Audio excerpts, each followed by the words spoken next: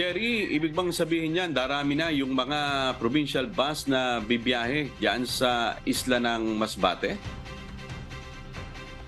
Yes, amigo, dahil balik na sa pamasada o operasyon, simula ngayong araw ang lahat ng provincial buses palabas ng isla ng Masbate patungo doon sa Metro Manila. Yan ay matapos alisin ang border restriction ng panlalawigan sa pagpasok at paglabas ng lahat ng provincial buses dito sa isla ng Masbate. Batay sa inilabas na Executive Order number 20 Series of 2023 ng Office of the Governor, pinapabawi na ng panlalawigan ang border entry restriction sa provincial utility buses of UB na pumasok at lumabas ng Masbate. The content of this Executive Order number 20 is all about the resumption of the travel of buses from outside Masbate.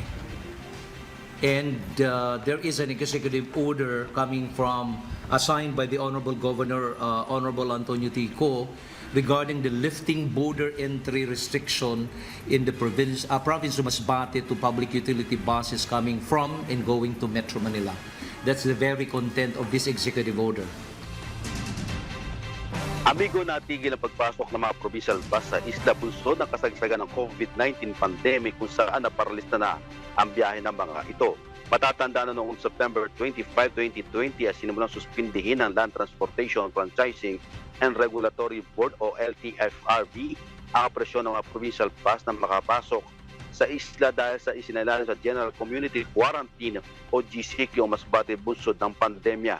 Itong August 2023, nag-issue na ang LTFRB ng Memorandum Circular number 2023-025 subject for lifting of the state of public health emergency.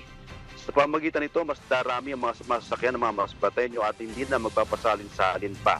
Magandang balita naman ito sa mga bus company na makawibiyahe na ang kanilang mga papasaherong bus na nasa lalawigan. Dahil sa nakalipas na mga taon, tanging cargo lamang ang pinapayagan na makabiyahe sa kanilang bus. Ang gamit lang po ng bus namin dito sa Masbate ay paghatid, pagsundo lang ng mga passenger. Yun lang po ang ginagawa namin dati na sa Lubungan, may isang pupunta ng Esperanza, doon matutulog, yung Esperanza naman natulog doon, babalik naman dito sa Masbate, tapos ihahatid ng passenger, tapos kinabukasan, yun naman din ang gagawin. Yun lang ang rotation po ng biyahe dati. Hindi tulad ngayon na tagusan na daw po, mas maganda. Kasi lahat po ng